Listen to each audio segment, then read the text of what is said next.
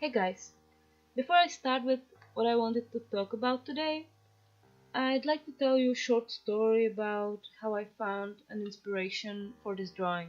Actually, I don't always really like the official prompts for Inktober, so today I was looking for some inspiration and I found this old Witchtober prompt.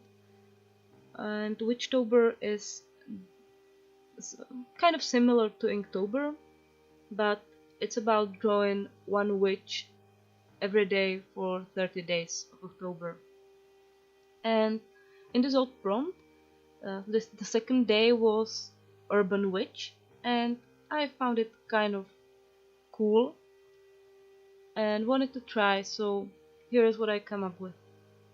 Well, originally I wanted to do a video following on the first theme. I wanted to talk about motivation, but when I came to YouTube today, I saw a rant about people who ask for free art. And this girl was talking about people being rude to her and asking her to do work for free. She kept saying how nice she was to them for not telling them off. And don't get me wrong, I'm not saying she's at fault here. I just have kind of mixed feelings about how some artists communicate with their clients. I know it's annoying when people ask you to do stuff for free and sometimes they are being really rude. But I think there are few stuff artists don't do really well or don't communicate well. Let's start with some basics. If you do commissions, it's mostly because you want to be a professional. I think it's like this for most people, for most artists. We just want to be professionals. And the thing is, when you want to be a professional, you need to act like one. When you want to do commissions, I feel like you need to think more like a salesperson than an artist. Here are some things I learned taking commissions because even if I'm new to YouTube, I did quite a few commissions and I have some rules or some things I usually do when taking a commission. The first thing is I always try my best to be nice. I think this is really important. Being nice to people proved worth in a long run for me. How about an example? Sometimes when people write me asking for art, it seems like they want art for free at first. Like they write you, hey, I'd like you to draw something for me. And only this phrase, draw something for me, sometimes feel like, well, they think what they want me to draw is so amazing, I'm gonna draw it for free, or they just want free art. It sounds like that. And there are also people telling you, like, hey, I have this project, would you like working on it with me? And these are things that, at least for me, they switch the red light in my head. It's like, oh, this person wants to take advantage of me. And I think it's like that for a lot of artists. Like, you just feel like someone wants to use you. Well, we don't like that. We try to defend ourselves. And that's normal.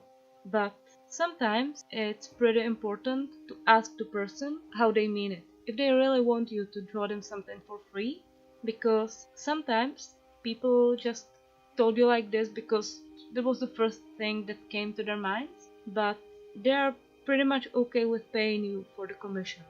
Once you start defending yourself and telling them off, they will remember that, and some of them might tell you, oh, okay, I wanted to commission you, but you are acting like this, so I don't want to anymore. The thing is, people don't only remember your art, they remember how you act, who you are, and how you deal with stuff.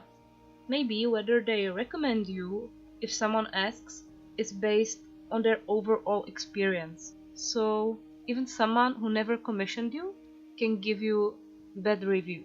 There's this thing with people and with how they view you. When people ask for a commission and pay for a commission, they kind of need you to be nice to them, to be happy about paying you for your art. That's something I feel a lot of artists discard or maybe don't know about.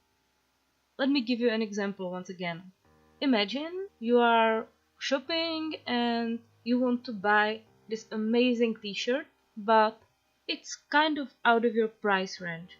It's not, it's more expensive than what you usually pay for a t-shirt, but you like it anyway, so you bring it to cash register and there's this really annoyed and grumpy assistant and they're like, oh, okay, give me your money and here's your t-shirt, goodbye.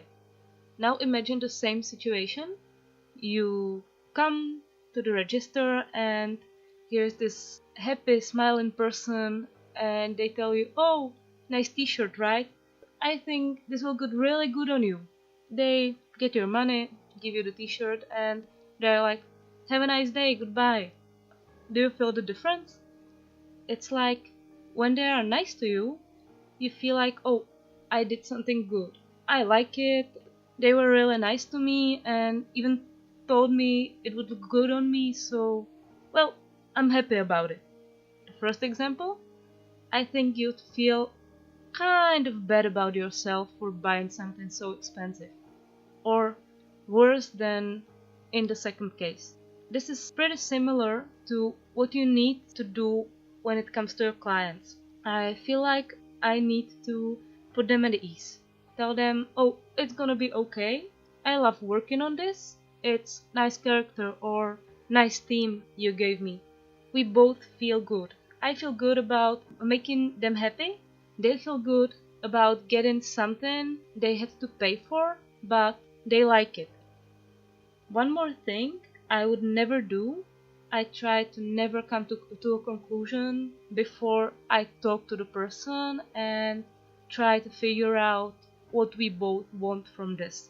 For one, I'd never tell them off and I try to never lecture them if it's not necessary. So, well, if someone told me they really want this and they would be rude to me, like telling me, oh, your art is not good enough anyways, then I maybe feel like it's necessary to tell them this is rude.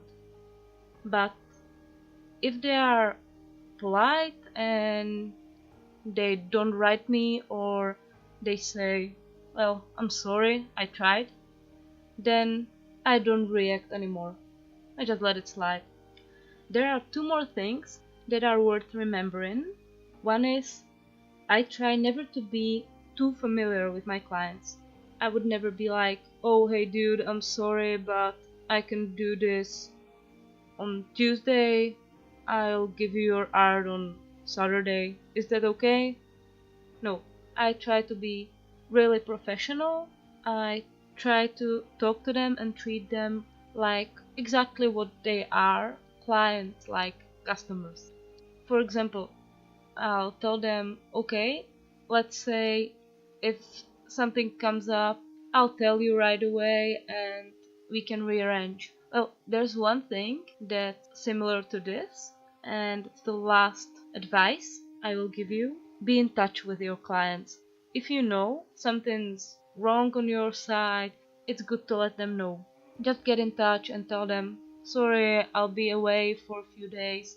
I'll write you when I get back. Or here's some progress I made and I thought you might like to see this. What I experienced is people really like this. They really like to know you're working on what they paid you for. They tend to be more at ease when you do this. It's working for me. I don't know if it would work for everybody, but this is what works with my clients. I think this is the last advice I would give you today because this is getting pretty long, and goodbye. See you tomorrow.